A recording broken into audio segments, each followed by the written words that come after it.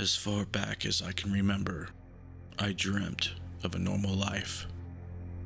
A life filled with normal things. A life where monsters don't live in closets or under the bed. A life where ghosts aren't real. I just wanted to be normal. But that didn't happen. It wasn't meant to be. Since my early 20s, I have experienced profound paranormal events that would change my life. Extreme poltergeist activity, living amongst those that have departed this earth in ways unimaginable.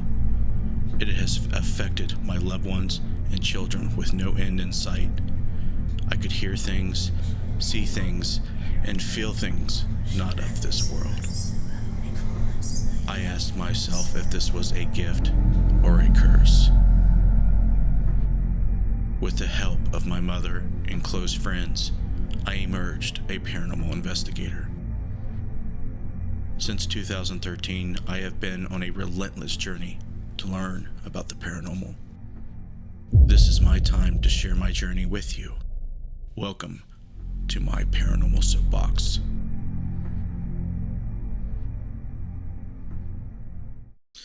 Hello and welcome to my Paranormal Soapbox. I'm your friendly neighborhood ghost hunter, Justin Brown, and we are presenting episode 87, and we're going to go deep down the rabbit hole tonight. We're going to be talking about time, the soul, and how it relates to the paranormal. In my opinion, I have done tons and tons of research about many esoteric ideologies and belief systems when it comes to philosophy, astrology, all that old stuff, and how it still pertains and relates to our lives today, even though science has brought us up to speed on how the heavens work. Okay, so it's interesting how some of this stuff applies, and some of the takeaways I hope that we get from this is not only understanding what I think about time, what science thinks about time, what I think about the soul, what all these other ideas think about the soul and the paranormal at large, but we want to know how these things can still apply even though we found out that things aren't always true. Things are, how science has unproven a lot of things of what, astrology and other things, other esoteric forms of belief have believed throughout time. So thanks for joining us. We have, I did misspell your name, Valerie. Let me correct that. Give me just a second to find it. But we have a Valerie Wright helping out to fill in for Jessica because she is sick. She's got the flu. And we have Missy Vastine. And let's get into this. Let's go down this wormhole now. Now, are you girls ready? You guys got chat open and you're ready, right? Yep. Okay. We're going to do all right. We're going to do shout outs here in a little bit. Thanks for everybody chiming in now. Feel free to share the stream, like it, do whatever you need to do to support the channel. We are glad that you are here. But let's start talking about time. Time is something that is closely related to how we perceive things changing in space, how matter goes through change. So if I move my hand in front of my face, it takes time to do that. And we perceive time in a linear fashion. Things don't go in reverse, things don't jump all around. It's very linear. So when it comes to time travel, when it comes to residual hauntings and stone tape theory, some ideas about time can get weird when it comes to the paranormal and the paranormal phenomena people experience and report. So we're going to talk about what physics has theorized about time in recent years, anywhere from 100 years, 200 years to present day, and how it can intersect with the paranormal, with the metaphysical side of how time works. and get into some more esoteric things that I have studied. And what I'm doing is I'm making my own hypothesis, my own model of how the paranormal works.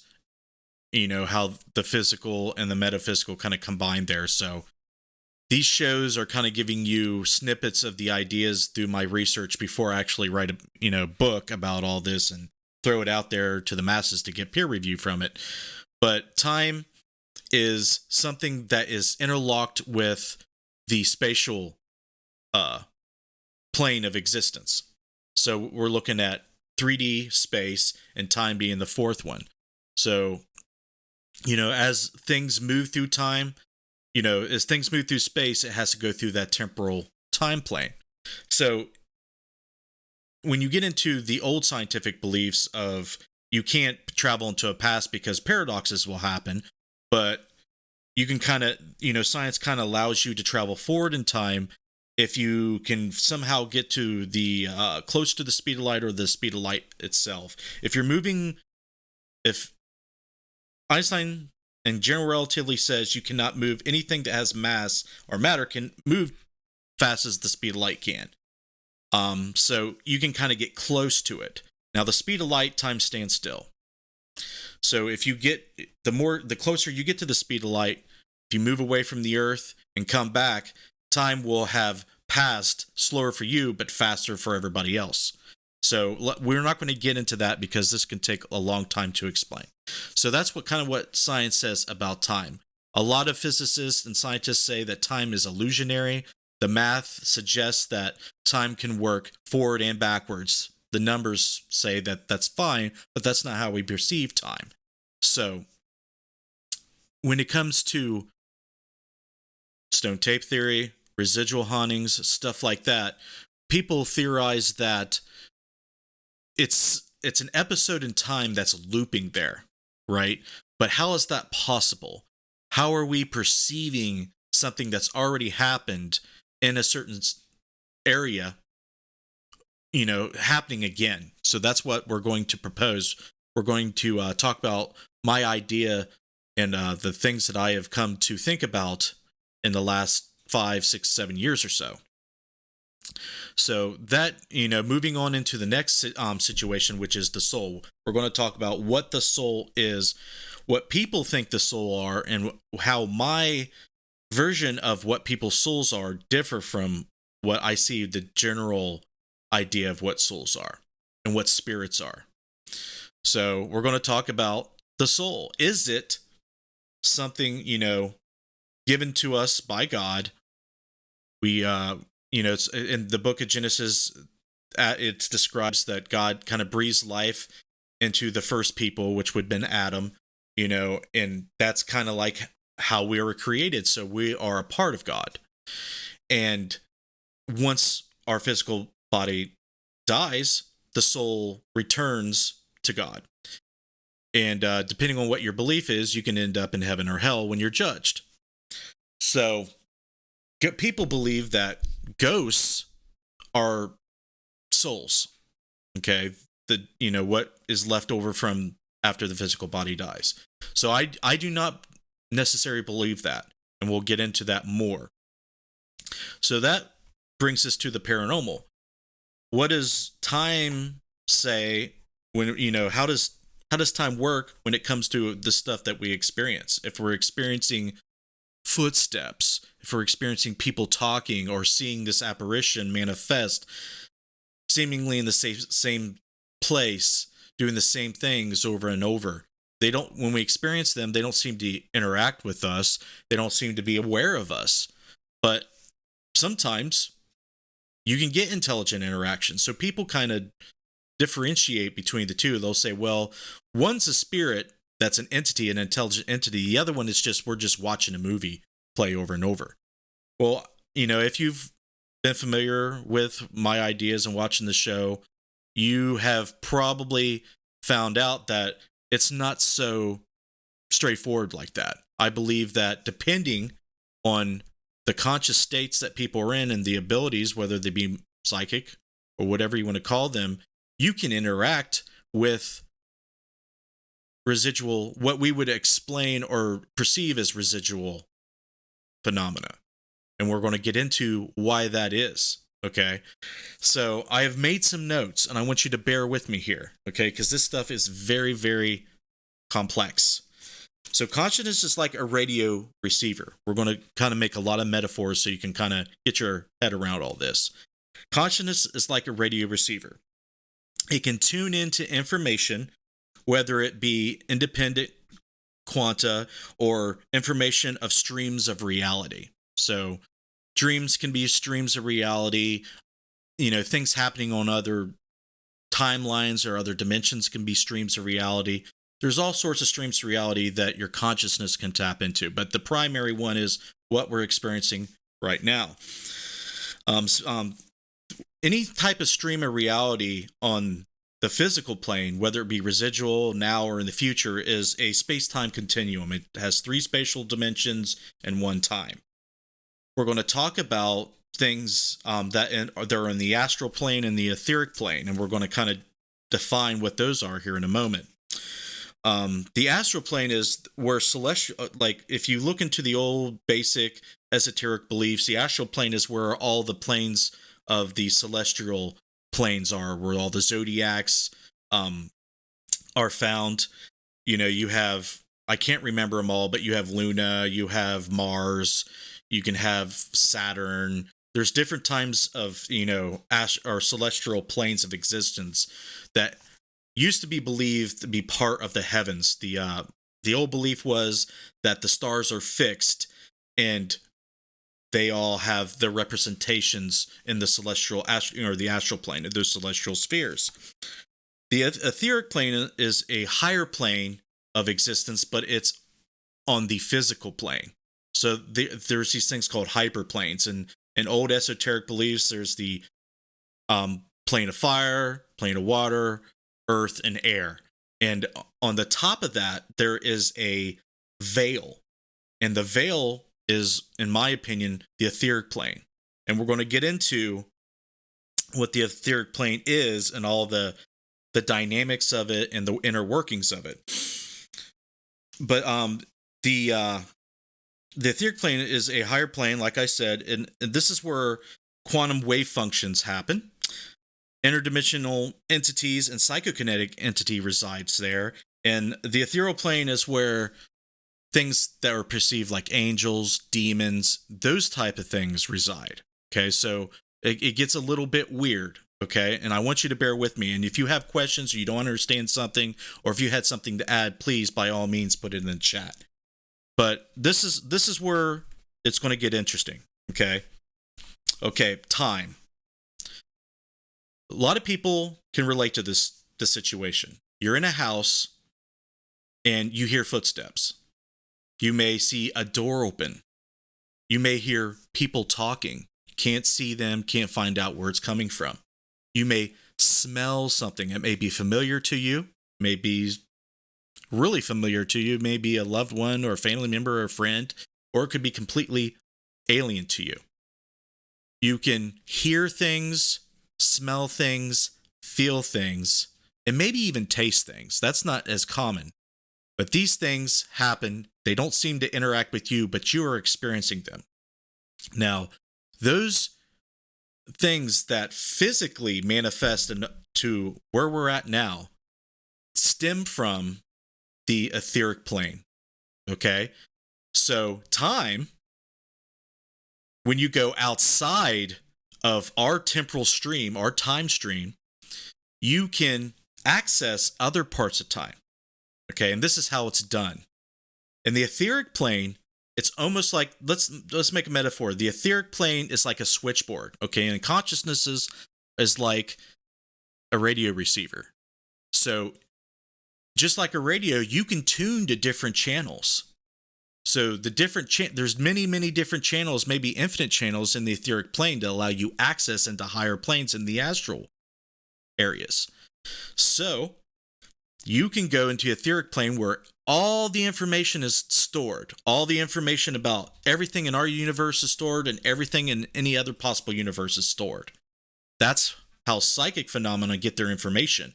They access the Akashic records, if you want to call it that, or information embedded in the etheric plane And that's how they know things. And they can communicate via the etheric plane to the astral planes. And that's how the astral plane, the entities there, communicate, manifest things in a physical plane through the etheric plane.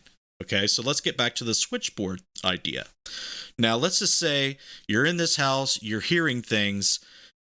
Our brains, whether we are doing it purposely or not, can connect like a switchboard operator connects you a call to somewhere. So you can connect to a certain time, you can connect to a certain person, you can connect to a certain anything that you're concentrating on or you're focusing on with that metaphysical sense, that sixth sense that people have, called psychic abilities, call it what you will. So let's introduce in another scenario here. Let's just say this person that's hearing the footsteps, that's seeing the doors opening, that's hearing a voice, whether familiar or not, that we're reporting this after, let's just say after someone that used to live in the house has died. If they're reporting this after that person has died, whether they're conscious of it or not, they're thinking about it. And this is why, and this will explain why some people are conscious of it and some people are not. The people who are consciously trying to connect and think about that person, unconsciously, subconsciously, and consciously, let's say all of the above, they're taking that cable and plugging it into the switchboard and connecting with that energy in the etheric plane. All right? So all of a sudden, you're bringing back that period of time where all that psychokinetic energy from the etheric plane happened in the space that you're at. So it's almost like you're opening up a portal to these psychokinetic energies to where you're at. This is my idea, all right? We cannot bring back all the physical elements of what's embedded in the etheric plane. There's laws that I do not understand. Sometimes you will see a person that will allow you to see things, and sometimes they can be physically there, but that's more rare. What's more common is doors opening, footsteps. Sounds can traverse and manifest into our physical plane from the etheric plane much easier. And I would love to know why you think that is. There's a theory that I'm working on. I want to know why you think that, if you're thinking about those things. Sound, whether it's on the physical floors, opening the doors, speaking into the air, all those things can be connected and taken from the etheric plane. And that's why when you go to haunted locations, the house can shake, windows can shatter, doors can open, all these things. But the mechanic is our physical minds, our ability to connect with these entities, these energies, these things, come from the ability to access information and other psychokinetic information in the etheric plane in order to do this. That's why it just doesn't happen all the time, and it doesn't happen for everybody.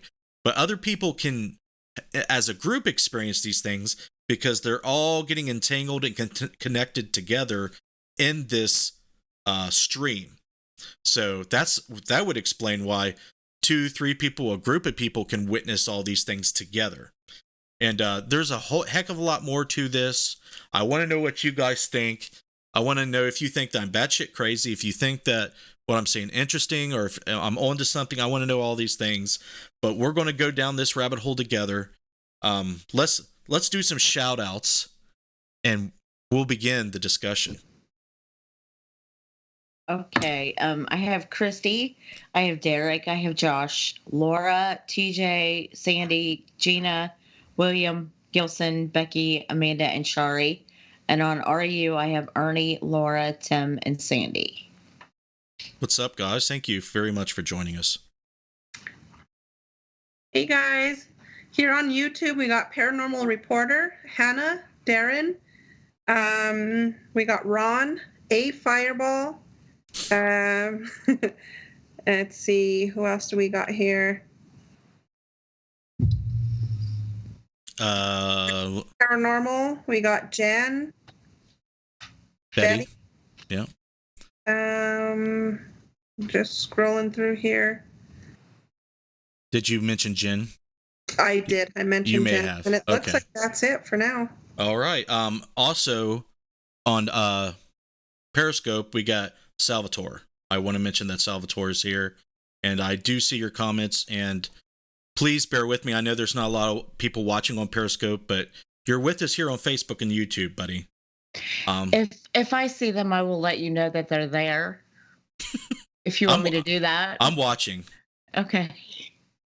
Salvatore says his door opens every night, and he's not kidding. And that seems to be a very common thing, doors opening. Doesn't it?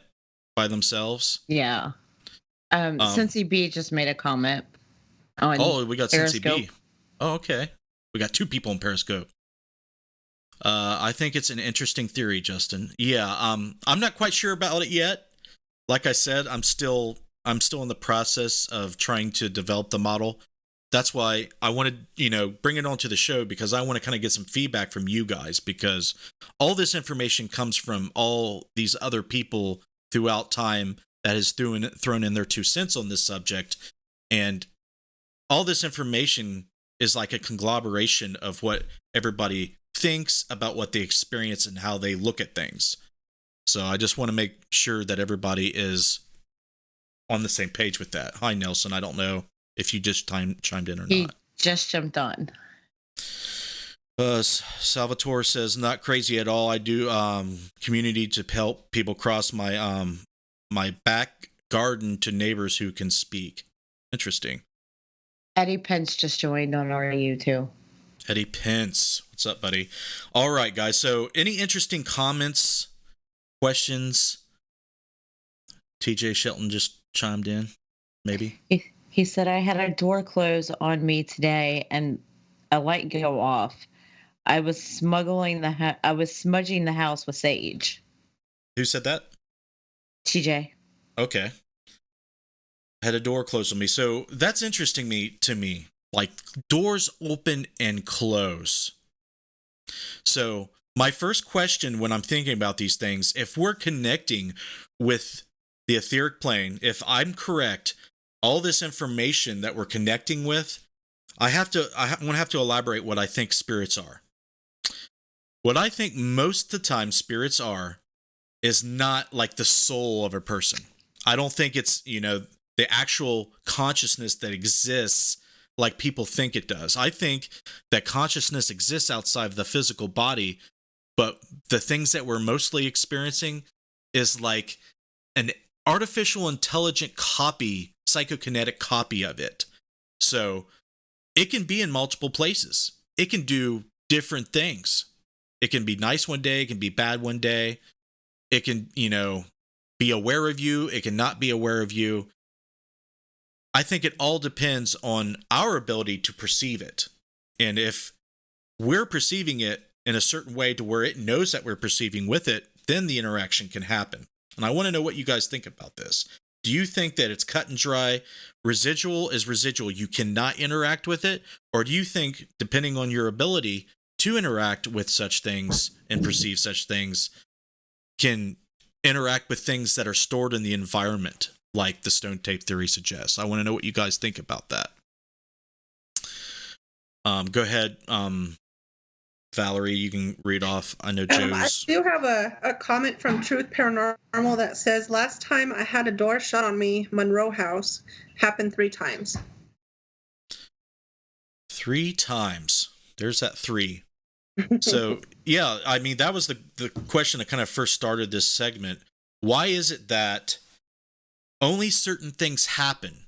Like, if we're tapping in to another stream to a different time, why is it only like doors? Why is it only footsteps? Why is that? I think some things can coexist, some things can't coexist, because if you bring too much in, maybe there might be chaos. So maybe there's some kind of mechanic that keeps things in harmony as much as possible. I don't know. What do you think, Valerie? Have you ever thought of this? You ever wondered why is it that certain things happen? Like, let's just, why does your doors open? Is someone just like walking in around like they're living in their own little reality? Like, what's your thoughts? See, this is where I can go down the rabbit hole. Okay. Well, you're in the right place. I can't give a straight. To me, I believe that us in our human plane, this is the third dimension, and I believe that there's at least 11 dimensions out there, like the string theory. Mm-hmm. So everything intertwines with everything. The past, present, future loops into each other, and it can all happen simultaneously. So if we're experiencing paranormal on our third dimension, then we're somehow interlooping with the other dimensions. I don't know. I can't really explain it. I know I do a lot of research with I think he's a theory physicist. His last name, I think he spell it Kaku. Kaku. Makaku. Yeah. Yes, I do a lot of research with. Yeah, he's a string theorist. Yeah. So, I mean, to me, that intertwines all together to why we always experience a lot of stuff. And I believe that, our soul, our spirit is a higher consciousness, and we are the vessel that just stores it. And we are here to, reincarnation plays into it, where we will be here in the human plane until we reach that higher consciousness, where we've learned our lesson, I guess you can say, here on Earth. We're gathering information is what you're saying. To move on to those next levels. I don't know. Okay. Over. now here's the question. If everything can coexist, why doesn't everything coexist? Why is it only doors opening, footsteps down the hall? Maybe you'll get a glimpse of a figure. Is it like, my idea is like things can coexist, but it's almost like a pendulum. Have you ever seen that video of a pendulum where they have like 7, 8, 9, 10 things, but they're on all different lengths of string, and they kind of move them all at the same time? When they let them go, they swing and phase for a moment, but then they get out of phase. Right. And they start crossing, but then it'll come in phase again, and then it'll go out of phase again. So I'm kind of thinking maybe, depending on what the phenomena is, sometimes those things can phase in, but then quickly phase out. Exactly. Yeah. So, that is how I've tried to explain that over the years. And I'm constantly trying to rework that theory, but it's just interesting that only certain phenomena, like sound, is the most prominent thing. Whether I think footsteps, doors and opening, and disembodied voices are the most common thing that people experience. Some people feel like they're getting touched. Sometimes it's like a spider web feeling, almost like an energy static field type feeling. Some people actually see people like they're standing there. Sometimes they don't have a head. Sometimes they don't have legs. Sometimes they're see-through. Sometimes they're a complete shadow. And there's so many different types of things going on. You're just trying to make sense of all this. So what I do is I try to work out what I know physics says about all these things and see if they can apply. That's the best way I know how to explain it. What's going on well, real quick, I'll read Cincy B's comment. My German Shepherds always reacts to the spirits, be it at someone's house or outside walking. I know pets definitely seem like they are very, very sensitive. I do believe that. And even before I see them, and why do you think that is? I just think that there's nothing telling pets and dogs that it's not real that I know of. I think that a lot of people close themselves off to things, and the more you close yourself off to things and the more you things aren't real, the less you connect with the spirit world. And that's what I was kind of explaining there in the beginning. The more you connect, the more you're thinking about that loved one, the more you're thinking about that person that died. In the house, things start manifesting. And it seems coincidental, it seems not coincidental that it's right after they die. So there's experiences or experiments to be had here. There's things to experiment with. Okay, let's experiment to see if it's only when people die. Let's just try to start thinking of someone while they're not dead and see if it can happen when they're not dead. Let's see if that has anything to do with it. Ask Justin about attachments. We'll get to you. Let's go to Facebook real quick, Missy. Okay. Amy said, I think depending on your ability and your energies. Yeah, like your ability to tune in. Like I said, I mean, what do you guys think, Valerie and Missy? What do you guys think about the metaphor I use about consciousness is like a radio receiver? I mean, that has to do with frequencies and waves and stuff. I mean, what do you think about that? I believe that. I agree with that. That's where, for me personally, if I am in a quiet space and I try to tune into like some kind of meditation and just practice, meditating practice, for me, I call it spirit guides, the higher self, and I just talk to them. I know that sounds crazy, but I ask them for guidance. I ask them for, messages and how I want to receive them, whether it be by dreams or by numbers or symbols. And the more and more, like you said, Justin, that you pay attention to it, the more and more it will happen to you. I think now in the society of rush, rush, rush, busy, busy, busy, we're also, so blinded by our everyday life that, we just don't take the time to realize that there's a lot more out there. Right, exactly. So it's almost like your spirit guides. You have a spirit guide for every channel, for every thing you can connect to almost. That's kind of what I thought when you said that. My mother says that it's like a scanner. Like a scanner scans through all the frequencies. When they find a strong one, they lock on it. Right. That's the metaphor she uses. Like because she says it's not always just one channel. Things are happening on multiple channels. So that has to do with frequencies. And if there's a different vibration, metaphysics, vibration is everything. And in quantum physics, vibration is everything. So there's a correlation there. We'll go through a few more of the comments there, and we'll go to YouTube and Periscope. End of question. Christy said, well, some can see more than a glimpse of a figure. Maybe it depends on the person who can see what and how and when. Well said from the wife of a neighborhood ghost hunter, or whatever you want to say. Yes, I do think that has a lot to do with it. But I also think it has a lot to do with other things too. I think some, people who can see things don't always see things the same way. Some, like Christy's dad, for example, sometimes he sees a black shadow. Sometimes he sees a white misty shadow. Sometimes he sees half the apparition. Sometimes he sees the whole apparition. Even though you have the ability to see things, they come through and are seen differently. So let's talk about that real quick, because if you look at the FM spectrum on radio, there's this thing called bandwidth. If your favorite channel is 101.2, it comes in clear at 101.2. But if you tune into 101.1 or 102.1, 102.0, and on the other side, it comes in, but it's not as clear. It's fuzzy, staticky, right?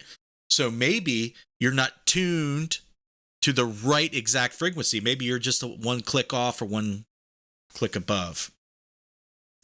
I wonder if that's true. The logic seems sound. Anything else? I know there's a lot of comments, guys. There's a lot of comments on YouTube. I know. We asked for it. Go ahead. Gina Rutledge said, residual. I have always thought of as simply residual. However, I have no idea what actually is going on with that or why. Is it an imprint left? ? Why? Yeah. Thoughts? Yeah, that's what I was kind of getting into the show. And if you did not hear that, I'll kind of revisit it. I believe that psychokinetically, everything that happens in our lives gets stored in the environment in a variety of ways, depending on the person and the life that's going on. Psychokinetics, like people, parapsychologists say that 13-year-old girls are going through puberty and they're agents of poltergeist because they release so much psychokinetic energy they can cause things to move, they can cause all this weird stuff to happen.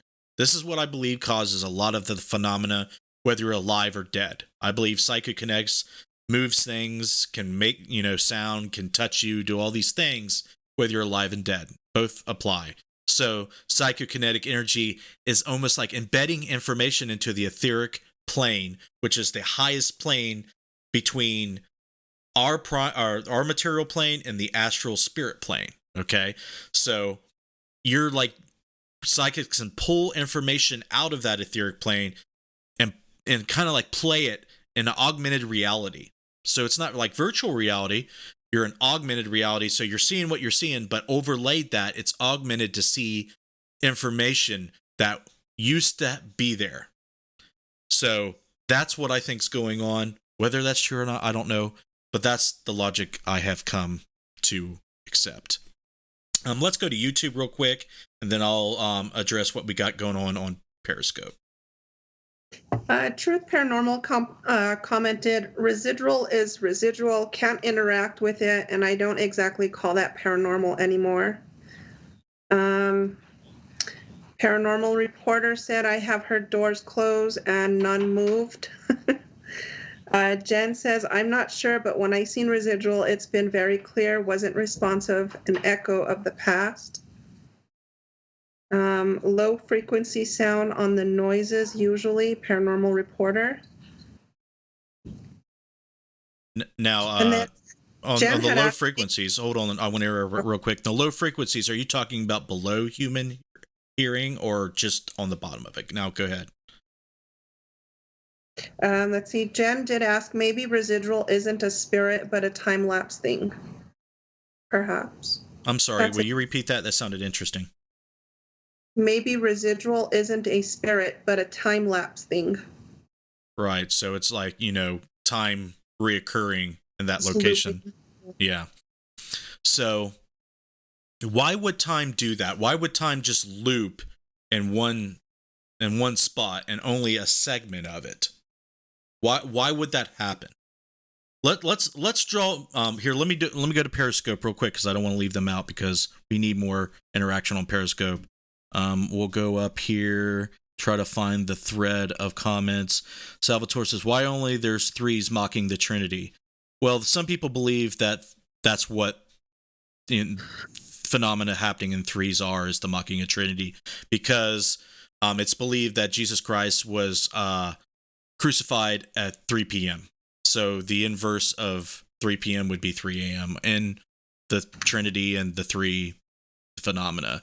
Cincy B says, okay, I read that. Let's see, we're going to keep on going through. Salvatore says, yeah, dogs have the real deal regarding spirits. That very well could be. And I'll make sure they don't have any questions. Don't look like it. So, anything else on Facebook that we want to keep tabs on? Are they asking direct questions or giving interesting insight? Joe Anderson said, now I have to say dreams and energy are the same. Sometimes you are in tune, but I believe that if you are in tune, you will remember some things. Yeah, there's scientific explanations of why we don't remember our dreams very well. And the leading theory, I think, involves when you're awake, sensory information is coming in to the thalamus and being interpreted by the brain. And when we're asleep, of course, that shuts off. So there are things in our brain that outputs stimuli and almost like simulates consciousness. Okay, so when it's outputting from the brain, the way memory works, it stores what's inputted, not what's outputted. Does that make sense? So if you're trying to look at it like you're using a recorder and plugging something into its input to record, you're going to remember that. But if you're playing something out of the recorder, you don't record it, you don't remember it. You're hearing it, but you can't use the same memory storage device, which is the brain, to remember it. So it's kind of like in the short-term memory, how that works, but it quickly can leave you. So, and a lot of metaphysicists and mystics believe that dreams are the subconscious dealings with how you astrally travel through different dimensions. A lot of people believe that you can contact the astral plane, spirits, entities that way. A lot of people believe that you can tap in to abilities that allow you to see the future, where you can have prophetic dreams and stuff like that. So when you dream about something and then it comes true later on down the road, that's weird. So hopefully that offers some insight there. Lots of stuff coming in, girls. Missy, go ahead and keep reading whatever's jumping out at you. You guys are going to be working hard tonight. Joe said, energy is energy, whether it stays with an object. We leave energy with what we do, believe, and what we are close to. Residual is energy, is what we have left behind. Then Donna asked a question. She said, okay, how do young kids see all the stuff from like at 5 years old? They aren't thinking about spirits, right?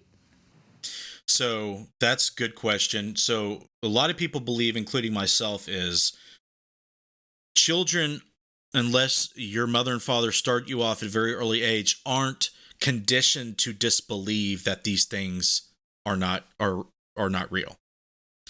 So now, let's just say the spirit part of your body will enter the physical part when you're conceived in the womb, and that's when the soul and the physical body are combined.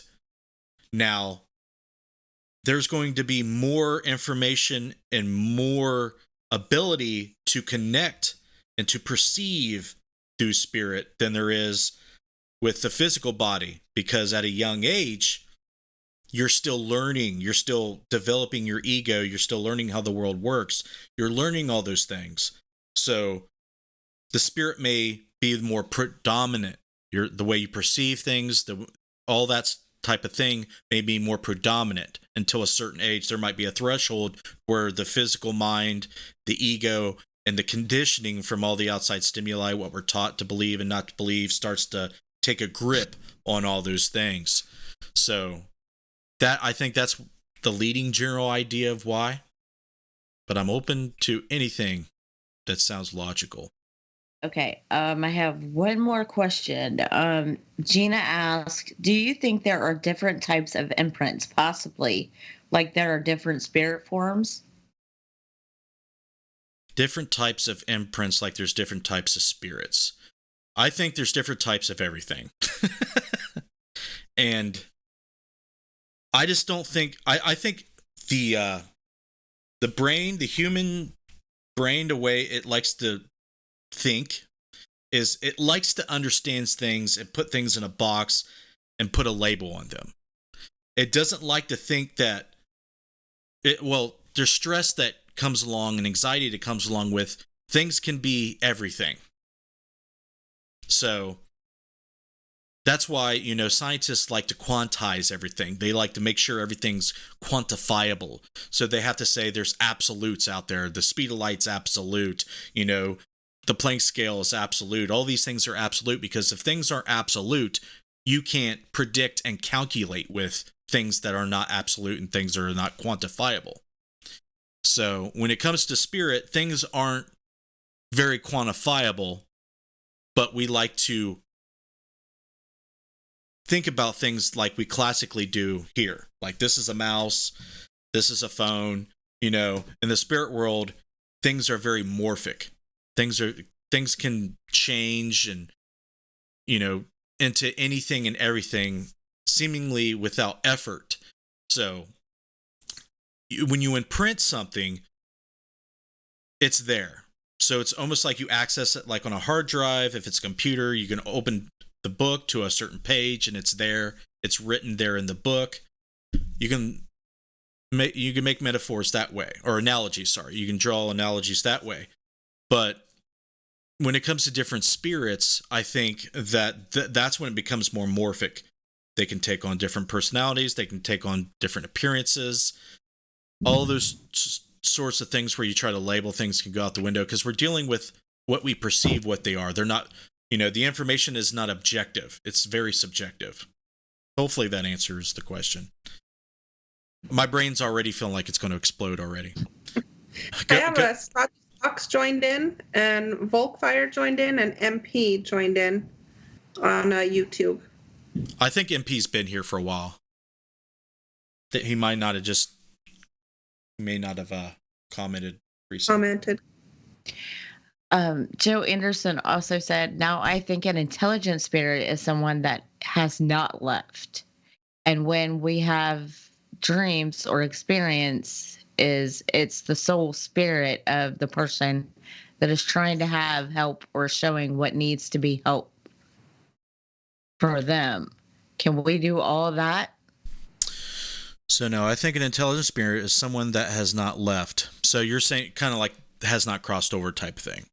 And when we have dreams or experiences, it's the soul spirit of the person that is trying to have help or showing what needs to be done for them. Can we do all that? Now, here's where my definition of soul, what souls are and spirits are when we interact with them. I believe that there's different planes of existence in the spirit realm, astral realm. Okay, whatever you want to call it, spirit, astral, whatever. They're depending on what you believe, the etheric plane that's on this physical plane will project you into an astral plane that's completely different. Like if you're Hindu, the etheric plane will transport you into a Hindu astral plane. Okay? Depending on what you believe. I do not believe that there's one religion that's correct. And I believe that the afterlife can be something completely different from someone else, and or it could be completely different than what you believe at, because a lot of near-death experiences, they may believe in a certain thing, but the studies show that near-death experiences don't exactly correlate with what they believe, but it can. So there's some things to work out there, but it really depends on what is happening. Spirits can be just aspects of their intelligence, kind of like the metaphysical artificial intelligent thing. You can be interacting with that entity, but it's not the actual soul. Okay? I believe that the soul, the actual energy that is not our physical being, but our spiritual being, is not what we're usually interacting with. We're interacting with things, information embedded in the etheric plane that look exactly like the soul, that seem exactly like the soul. They can tell you, hey, it is your grandma, I am your grandma, but it's not. Okay? That's psychokinetic. Then grandma can be using the etheric plane to talk to you in your dreams, like you mentioned, and maybe it's a bird flying in through the window type of sign, whatever those things could be. That is possible, but not as common. And it's usually one-on-one communication. It's not like something that manifests physically for everyone to see, kind of like what happens during a paranormal investigation or a regular run-of-the-mill haunting. So it's kind of like the crisis apparition, for example. A crisis apparition is definitely the soul of the person connecting with the individual having the experience. And there's a lot of things in the paranormal that we talk about on the show. We just don't have enough time. Amy asked, is that why there are spirit attachments? What is she connecting that to? I don't know. She just asked it, so I'm really not sure. I think it was the question before. Okay. Can you let me know what that's pertaining to so I can answer the question? Gina asked, can you really actually interact with a soul? I see you there, Cincinnati Paranormal. Thank you for joining. Yes, that's kind of like how we're talking. Now, if you're a soul that's crossed through the etheric plane and you're in the astral plane and you're in the afterlife, you've crossed over, okay? But you want to say hi to a family member. They can use the etheric plane to communicate with you, to give you signs, to talk to you in your dreams, that type of stuff. They can project through it, but it's not actually their soul. So it's like a telephone call. The etheric plane is like that switchboard I was telling you about. They can hook up to you and be like, "Hi, how are you doing?" The voice you're hearing is not their actual voice. It's a form of their voice that's transmitted. It's not their actual voice. So when you see something, it's not their actual soul. It could be either psychokinetic or projected through the etheric plane. So that works both ways. If you're a good psychic, or if you're in a dream, you're connecting and you're experiencing that, you can traverse the etheric plane into the astral plane and connect with souls that way. She said yes, it was from the question before. I don't know what the question before was. Can you girls help me out? I don't even I remember. don't remember. So what was the question again?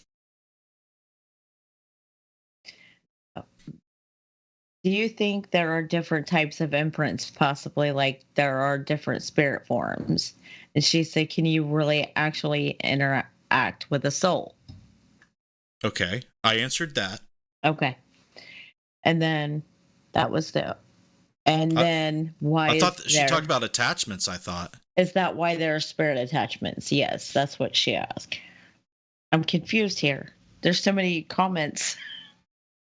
Yeah, I just have a lot of comments on YouTube. I have I hope I'm saying this name right, but it's Nisaba. Yeah. Just joined in. Hi, Nisaba. You're kind of joining in late, girl. And I got Troy and Jason. We're getting all kinds of people chiming in here. A lot of people just come in and say hi and then go back to their lives. Joe Anderson on RU said, so my parents are very Christian. Mm-hmm. They think that when I go out on paranormal investigations, they think it's just the devil and demons that I'm talking to. I don't believe that. What is your thoughts on this? No. I think you can interact with something dark. It's possible, but that's definitely not what I think is out there. If you've been listening to the show, that's what I think. I think things can be derived from our psyches. Things can be derived from a thing I call the etheric plane, where information is embedded into it. Psychics can pick up on it. Sensitives can feel it and tap into it. We tapping into it with our dreams. It's like the veil. The veil is the etheric plane. Okay? And that's where things manifest into the physical plane, is from the etheric plane. Entities can use the etheric plane to do things where we're at. Okay? So it's almost like an interface. Hence interface death. That's where that comes from. We connect with the other side. We interface with it using this veil, this etheric plane. And in the etheric plane, things can be highly morphic. The psyche can just think of something and it can exist there. And that's why I was going to get to this from what I initially started to say at the beginning of the show.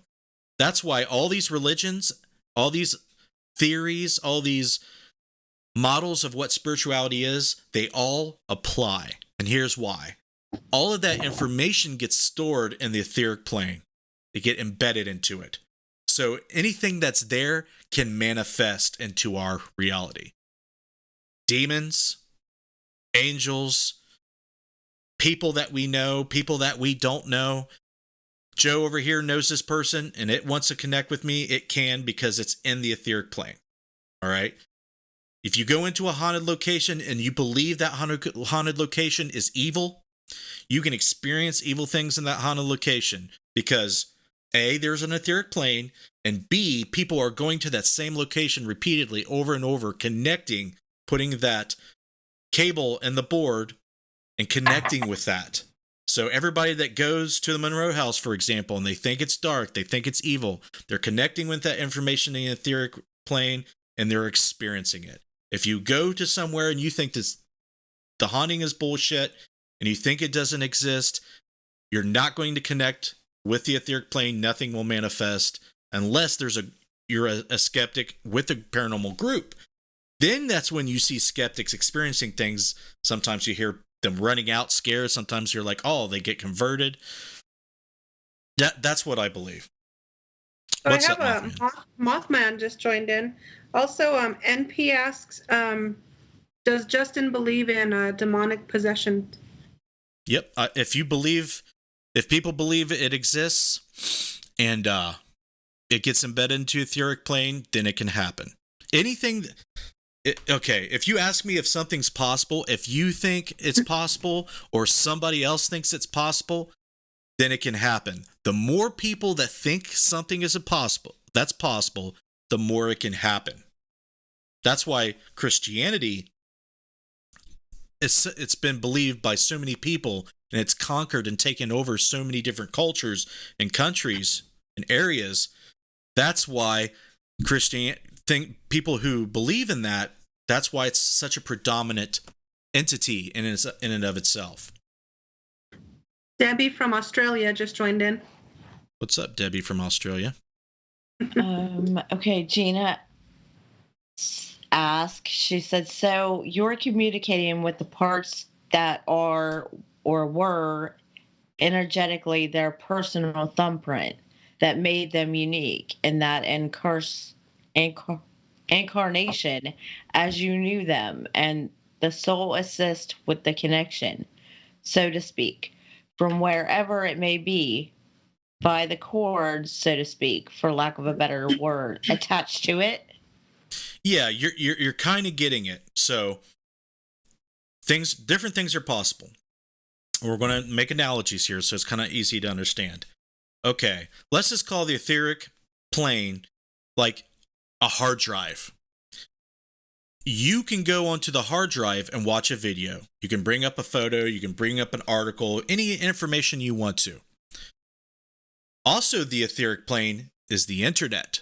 So not only can you get sign on to the internet and talk to others that are on the other side, let's just say we're all talking on the internet now. So what I'm saying is some things on the internet aren't real, but are posing as real.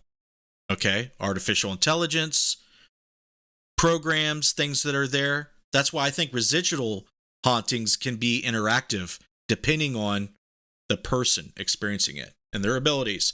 So you can have real one-on-one conversation on both sides, and then you can access like a virtual reality or augmented reality just from stored information in the veil that separates us. So both can happen. Both are true. It gets weird. It's very strange. Joe Anderson says, completely agree. Thank you. I agree with you. Just glad I'm not the same one that believes that. You guys are awesome. I'm glad that somebody else doesn't think I'm completely dumb, because that would be a setback for me. I would have to be like, okay, do I continue to believe what people think is dumb, or do I keep on trucking? Either way, I'm going to keep on trucking. Keep on trucking, Justin. I will. So Amy says, so basically it's like if you put it into the universe, it reflects back to you. Like if you say you have a bad day, then it progresses as the day just from saying that. That can happen. So that's like positive thinking.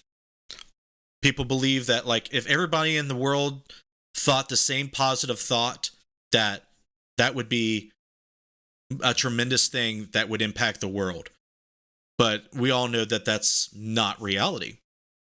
You can't have like a singular thing universally, but what you're saying is very much true. If you think in positive things would come to you. If you're thinking negative things can come to you. But it's not so cut and dry that way. Chewy. Oh, what's up, Spirit Stalker? Thanks for joining in. Chewy Chew Barker is on Periscope. I remember that name, and I hope I say it right every time, like Neo in The Matrix. Yes, now we're talking. The movie analogies are amongst us. Yes, that The Matrix is definitely a good analogy for all this. I agree. Glitches in The Matrix happened all the time. That's a lot of the paranormal phenomena, right, that we experience, the glitches. Right. Things definitely come across like a glitch, like we were saying before.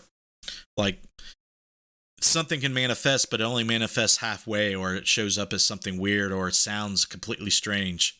It looks like a glitch. Kind of like a, what is that? The Mandela effect? Mm-hmm.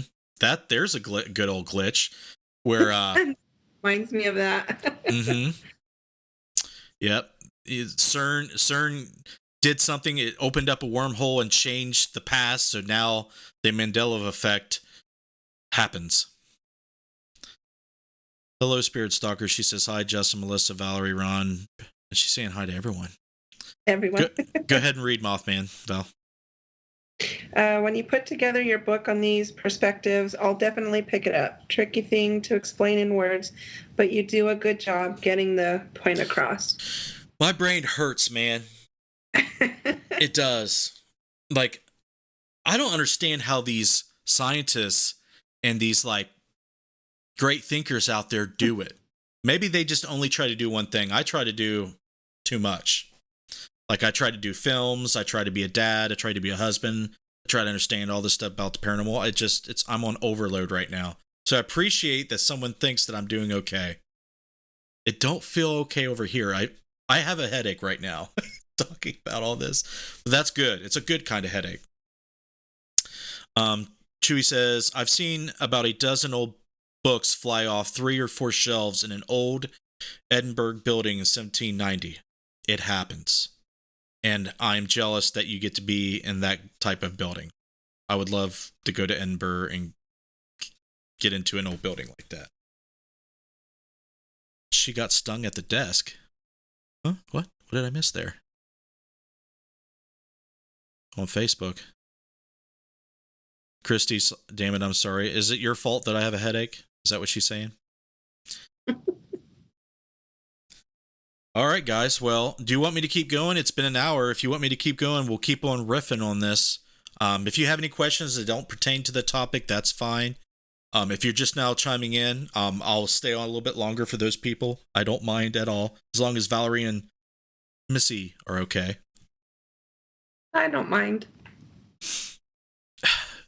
We are your life, aren't we, Valerie? You can go ahead and admit it on the air. Absolutely. I will admit that on the air. I'm not ashamed. That and paparazzi, right? That and my paparazzi. That's right. Okay. Got Brent Burris with us. I don't know if he's just chimed in. Uh-oh. Missy went away. See, she just goes. She doesn't ask permission. Turns into a very bald person. She got stung by a wasp. What? Is that what is? Oh my goodness. She got stung? Yep. I just killed it. I just stepped on it just now. Wow. I've been Are trying you to shitting catch me? it. Oh, No, thank you, Bill. For some reason, this is the second one that we've had in here already this year, but somehow I've got wasps that keep getting into this room. This is the only room they get into. I just don't know where they're coming in at. Dude, He's dead. it's in the middle of winter. I know, and I've seen more bugs, animals, and crazy shit. Dude, still that alive room dead. is one of the weirdest rooms I've ever been in. Yeah. Well, this one in Casey's room. Casey's room is pretty jacked up too. Yeah. But he's not getting stung. Go ahead. Philosophy and psychology is probably more suited to explain this stuff right now than science. Carl Jung's collective unconsciousness comes to mind when you talk of the ether plane. Yeah, so, the Platonic values that Carl Jung definitely subscribes to in his idea of psychology and philosophy, there's definitely something to that, I believe. I believe that there are underlining geometry, structures, and concept embedded in our lives and in space, time, and everything. Like good things, bad things, things that manifest in certain ways. Like, it's not like our lives are so chaotic. There's a certain structure, a certain harmony, a certain way that kind of guides this reality on how its path, and everything kind of flows like a river. So these structures, these archetypes, as Carl Jung puts it, kind of guide us and form our realities. And that kind of takes us to another question that I haven't brought up: free will and the collapse of the wave function. Now, I have talked about wave functions. So a lot of, when it comes to time has very much to do with cause and effect. Okay. Where there's a cause, there's an effect. So it takes a linear direction of time for the cause to affect, right? So consciousness, when you're talking about the double split experiment, we found that consciousness collapses the wave function in not only electrons and photons, but molecules, even when they do the test with molecules. So free will is what is bringing in everything to collapse. The possibilities are out there. So that gives rise to different dimensions, different possibilities, maybe even a multiverse. Things, there's a lot of people that believe that somewhere out there, there's an exact copy of you do the exact same thing because the universe is infinite. So if the universe is infinite, there's an infinite amount of yous doing the exact same thing you're doing something slightly off of what you're doing, someone totally different. I mean, infinity will make your head blow up. But all these possibilities are collapsing into what we're experiencing, into this right now. So our consciousness is doing that somehow, whether it's we're willing it into it or just the fact that we are aware and conscious at all is collapsing these things into reality. So, I mean, you go really far down the rabbit hole with a lot of this stuff, and what makes your brain bleed. Morphic resonance, there you go. That's a whole nother show. That's a whole nother show, man. But I'm glad to see you here, Tony. We're getting some Periscope peeps. I'm finally establishing a community on Twitter and getting Periscope peeps in here, and I'm really glad to see that.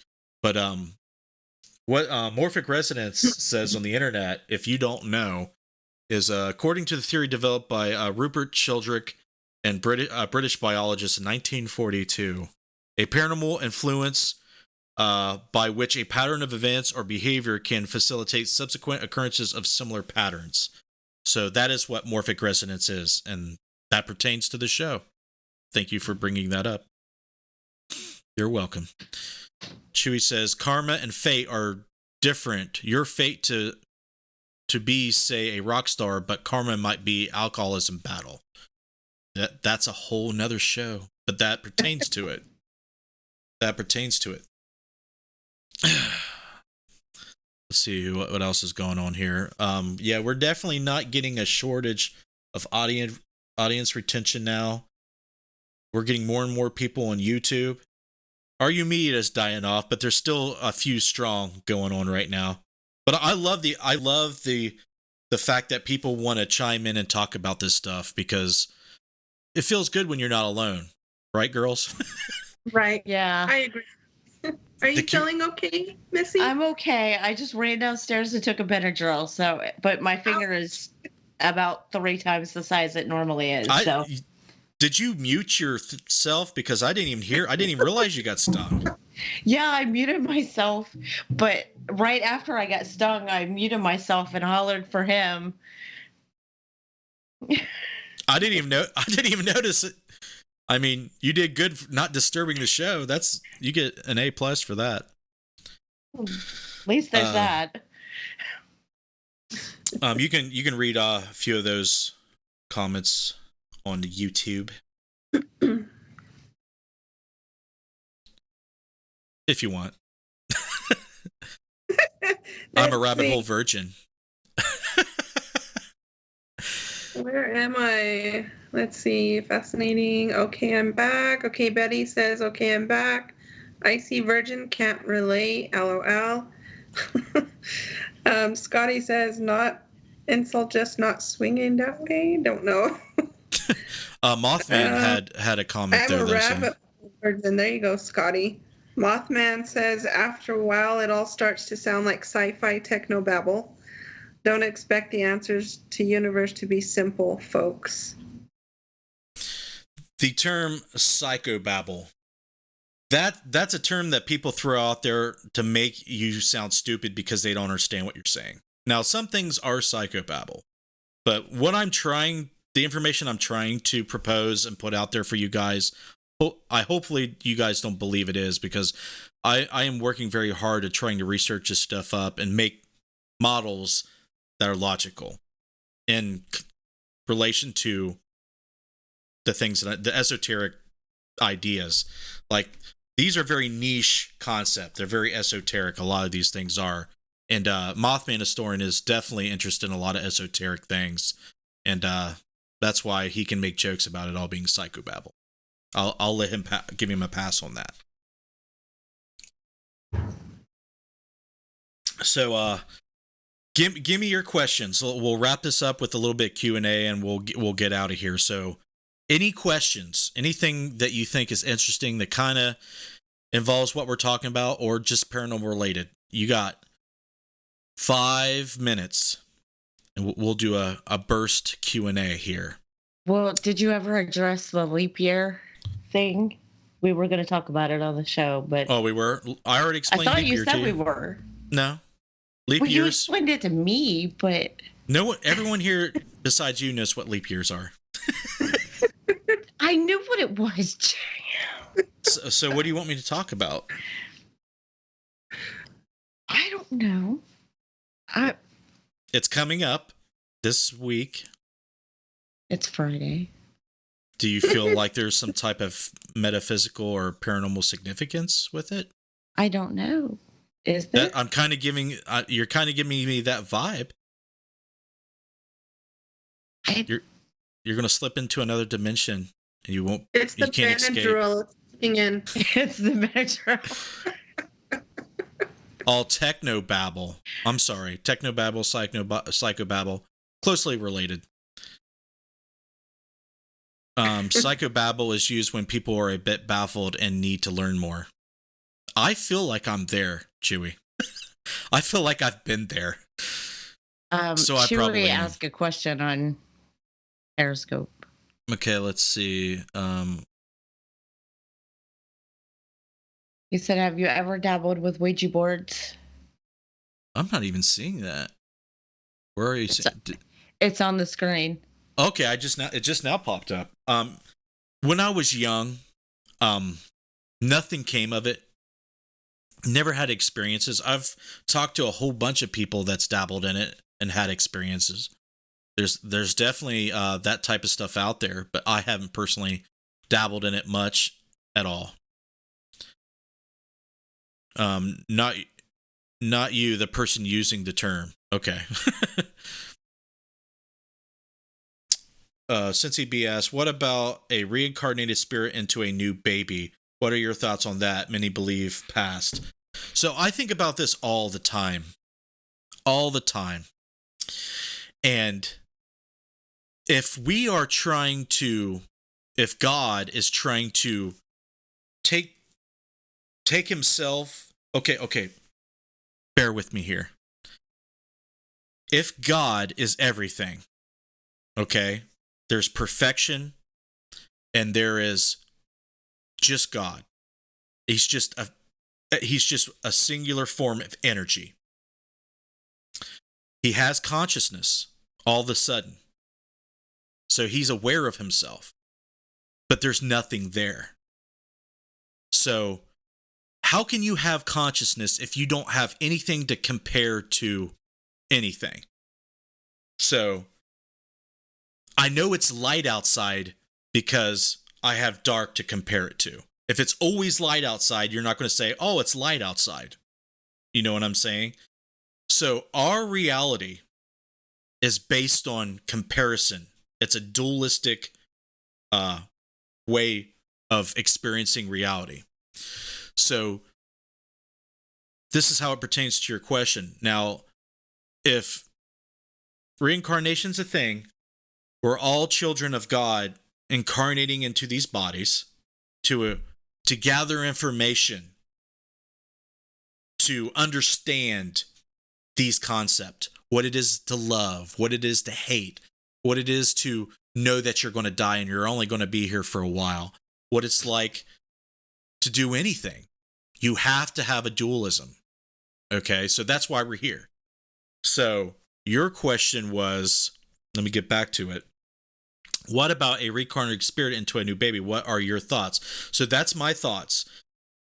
Sometimes when we take one life, our memories have a hard time detaching itself and wanting to cross over. Because I believe that when we cross over, we have to let go of these attachments of the physical realm, the life we just lived.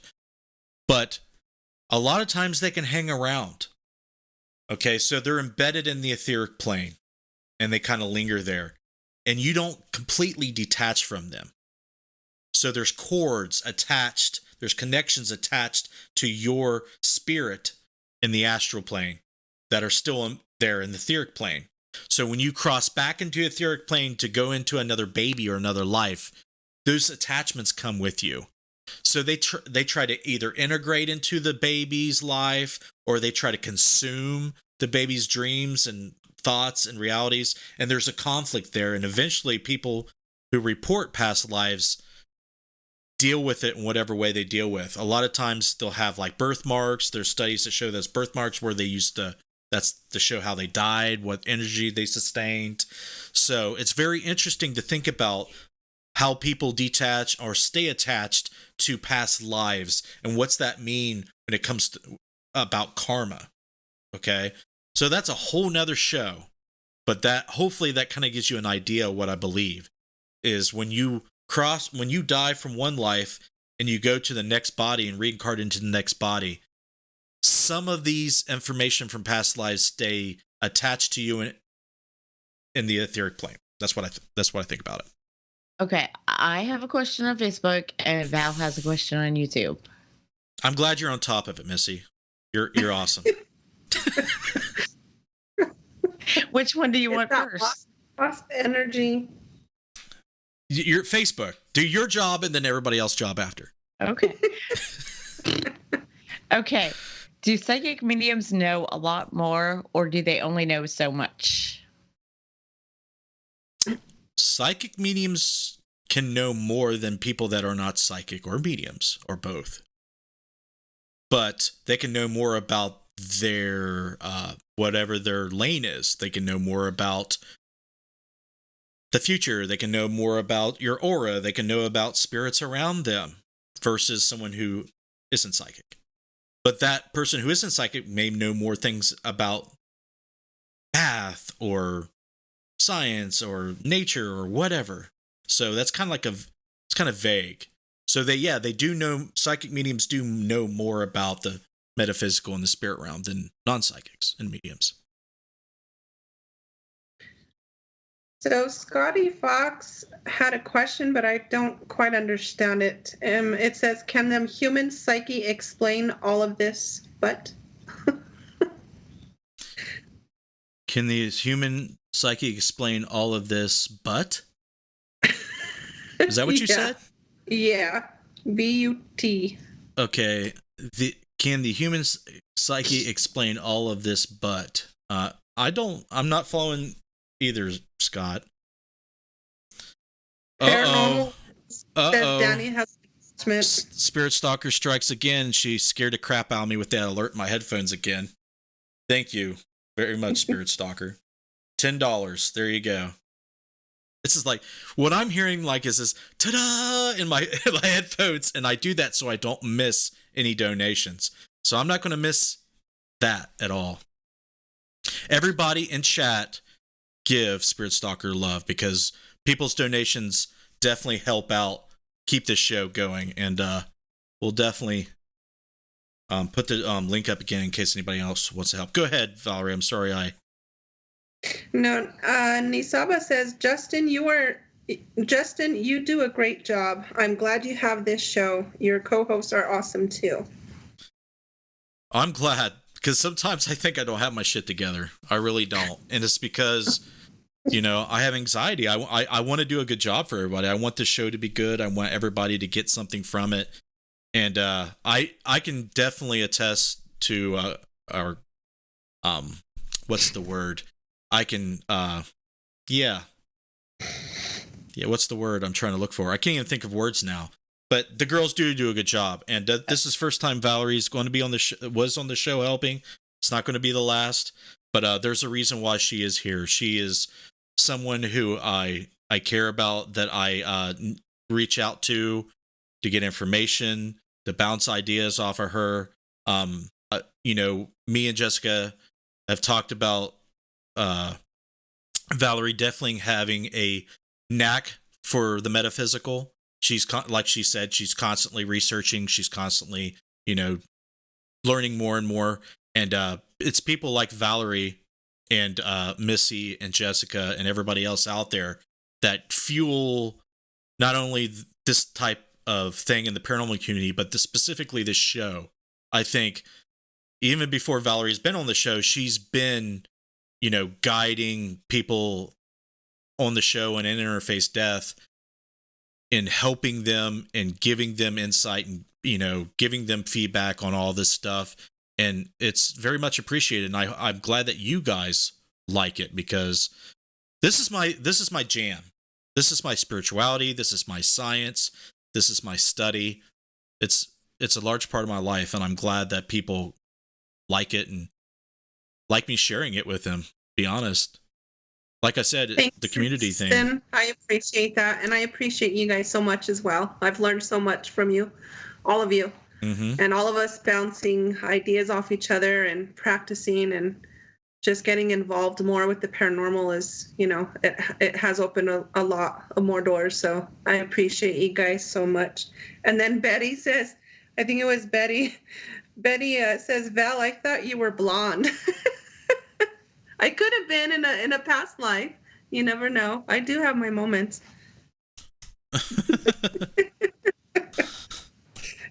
That's funny. You got anything going on Facebook? No.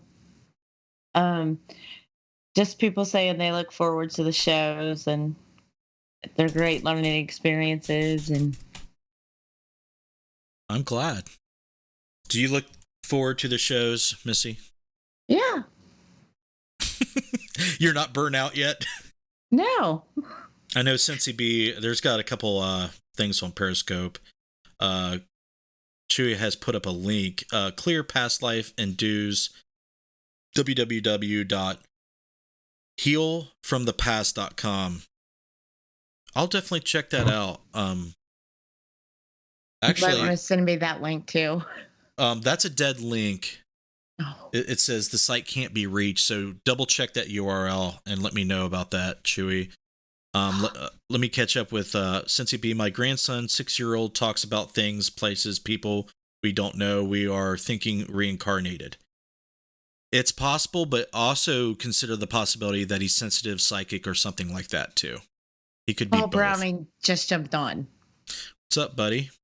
Hopefully you're doing well, Paul. We all love you, buddy. And we're, I know I think about you all the time. Let's see here. So yeah, double check that URL for me, Chewy, and make sure, because if someone sends me a link, and it sounds interesting, I definitely want to check it out. So yeah, I think the more the paranormal has become. Ooh, I think it's loading now. I think that did it, Chewy. So I think the paranormal, the popularity of it is great, but you know, since Paul has joined us, he definitely thinks it's great. But you want to be critical and methodical, depending on the type of personality you are, when trying to understand the inner workings of things objectively. Because it's nice to have inner truths, things that we believe are true because we believe them. They have emotional and personal impact on us, like many religions out there.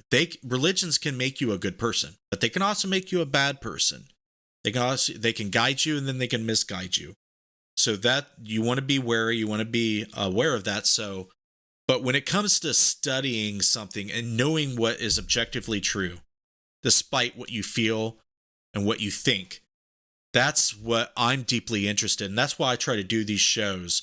I try to take science, what science is trying to do, what things don't correspond with the paranormal when it comes to science, what things do, and vice versa. I think in order to be open-minded but critical and methodical about how you go about understanding the paranormal and studying it objectively, you have to be open-minded. You have to be willing to consider all things so you do not, block yourself from something that can definitely help you understand something. Because let's just face it, close-mindedness has done nothing good for anybody or anything that I know of. Yeah, so we'll show this website that Chewy shared with us. See if we can make it bigger here. Heal from your past. Your past can't change, but you can. So this is what the website looks like. The URL is healfromyourpast.com. So thanks for sharing that. We're going into an hour and a half, folks, and we're still starting to die off of people. Some people that normally don't get to watch the show between 8 and 9 are just now chiming in. I noticed that there's people that are busy from 8 to 9, but not from 9 to 10. You've noticed that, right? Yeah. So that's why if it looks like people are chiming in towards the end of the show, I hate ending it because I feel like they want to be part of it too. So that's why we're still here. Any other questions before we get off here? Mothman Historian, you tell him. What did I tell him? Oh, about the open-mindedness part? Yeah, I did. You're welcome. Paul said science doesn't take your feelings or bias into consideration. No. Sure.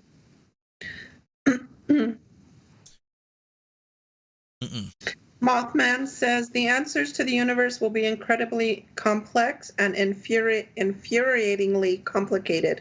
The answers will not be simple. Our human brains like to simplify things, though. Especially like in mathematics, one of the goals is to simplify things. Like the E equals MC squared. There's a lot longer version of that equation. But it's simplified into that equation. So a lot of people like to simplify things because you can convey things better when they're simplified.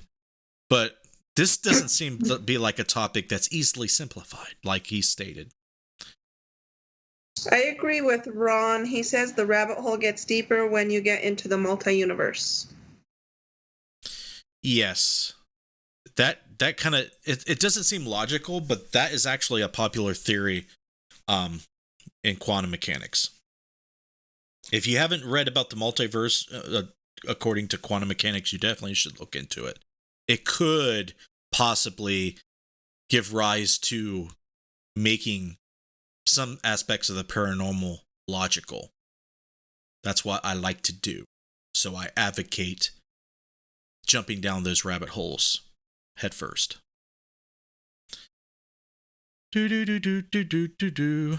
Paul Browning replying to Paul Browning, "You rock, and I know it."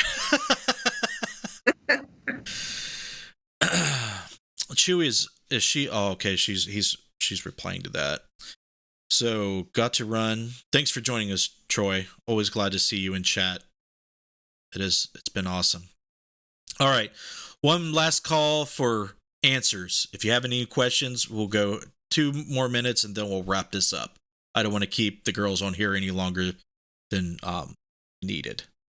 But you guys have been great. You guys are always great. We rarely have any trolls or any people coming into chat causing problems. The girls, I mean, especially Missy, she's on her game. She's been on her game. Have you been like working out? Like the show I'm going to crush. Is that one of your goals? No, I've been doing what you told me to do. I've been taking my vitamins. How's that working? Awesome. That'll be $99.95. And I stopped taking my heartburn medication, and because you don't need it? No, because it was causing adverse side effects that I Oh, like didn't really what? want. It was giving me migraines. I haven't had a headache in like 4 days, and I stopped taking the medication like 4 days ago. The What are you taking? omeprazole the Oh, okay. omeprazole and, um, the coughing is, like, little to none anymore, and, I'm trying to slowly things are slowly starting to go back to where they were. If Mothman, if I come up with the paranormal formula, I'll share the Nobel Prize winning with everyone here. We'll all go on a party. I think it's only like 1.5 billion. At the Nobel haunted Prize. location of Justin's choice. We're not going to go to any haunted locations. We're going to freaking, Cruise? I don't know. Yeah, we'll go on a cruise or something, but then we'll stop by some of the places that I want everyone to check out. Like we'll go to the pyramids, Giza. We'll all traverse the catacombs in Prague. We'll go to some haunted islands. We'll cruise the haunted islands. What if your cruise ship is haunted? Even better. Even better. Depending on who you ask. If you're weirdos like us, then good. If you're scared of the paranormal, that would not be a cruise that you would want to take. Project Blue Book. I haven't watched that yet, Paul. What's network is that on? Isn't that a new show? I think it is. I'll have to look that up. All right, I'm not seeing any questions, so I want to wrap this up, guys. Girls, thank you very much.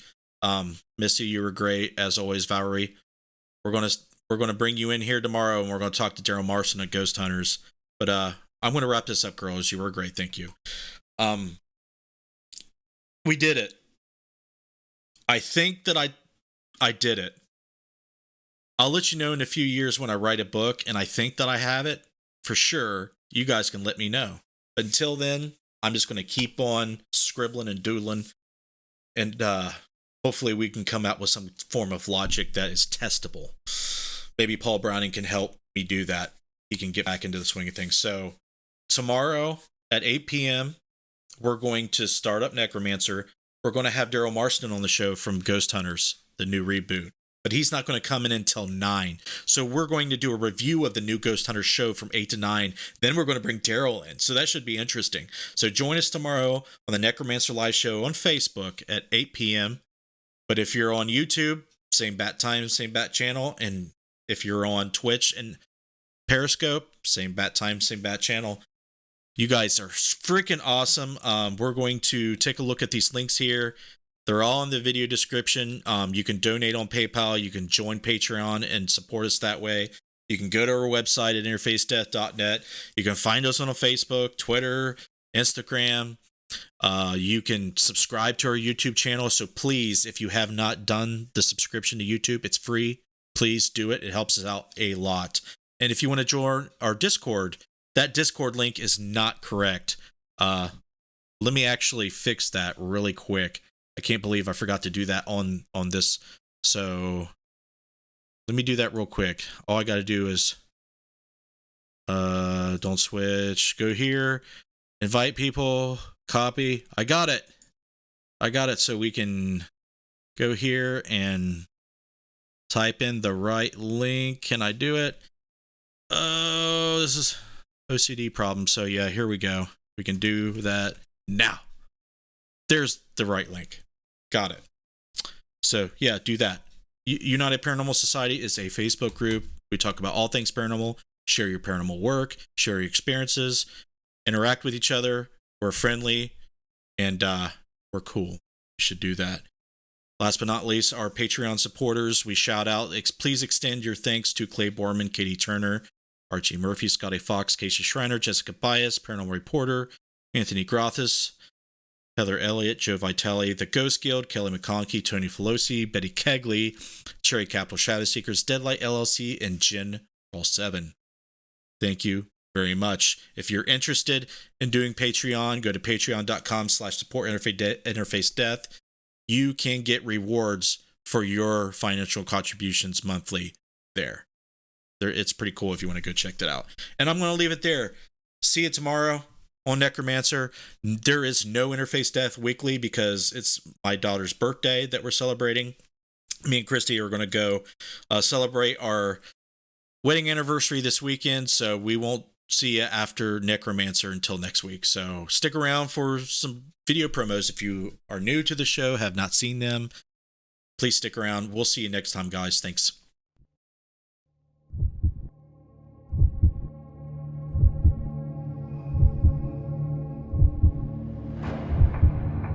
Do you have that drive?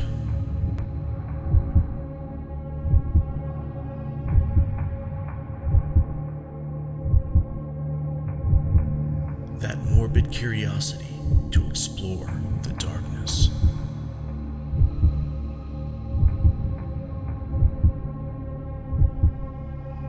Do you have what it takes to brave the night? You do? Good.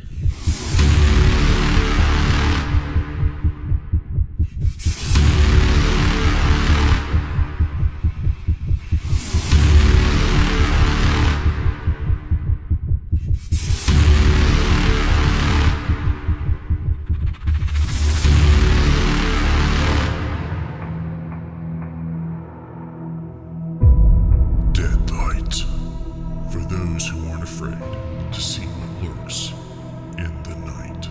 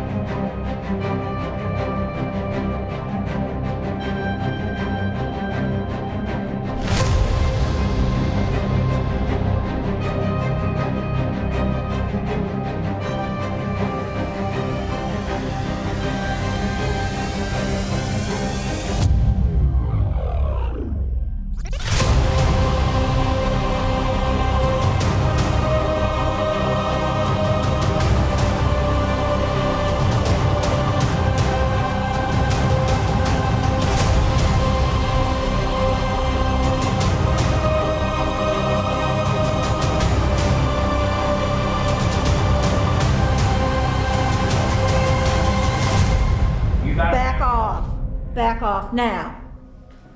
In God's name, back off. You go back to your bathroom, you stay back there. But I got you. Don't fucking touch me! Fuck! Okay. Leave me the fuck alone! Okay, sweetie. Okay. Open the door, get the door. Open the door, let's get her out of here. Get the door. God! Leave me alone! Leave me alone! Leave me alone! Leave me alone! Leave me alone! Leave me alone! Leave me alone! Leave me alone! Get out of here. Ow! I can't move my feet! I can't move my feet! In God's name, out of here now!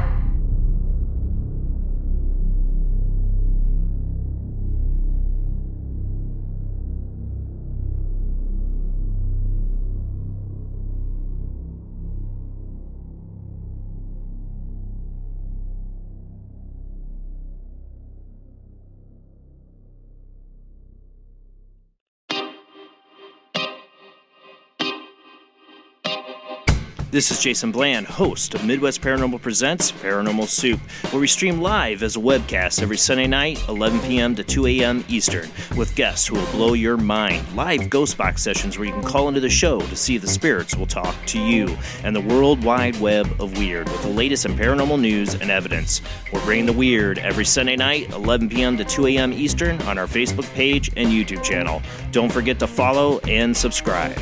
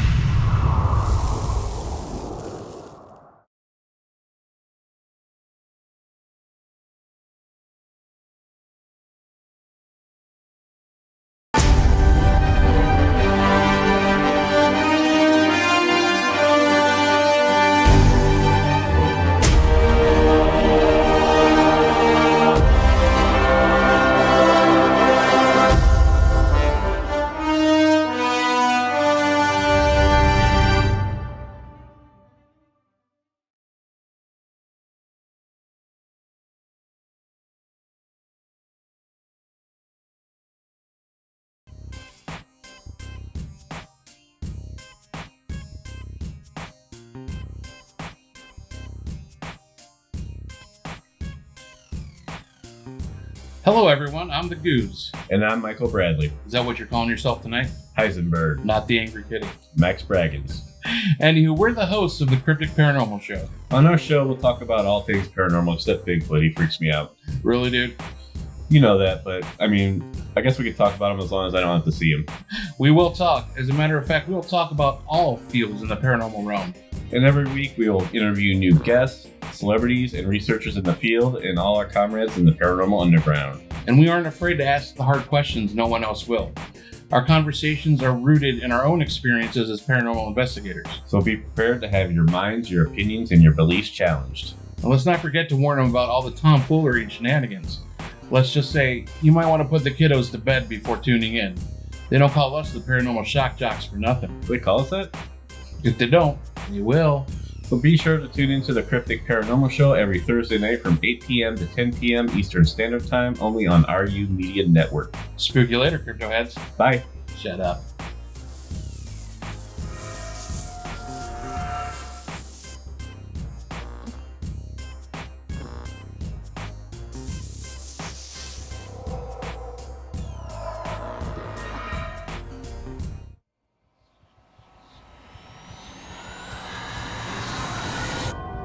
Welcome into the Abyss with your host, Sean Gilmore.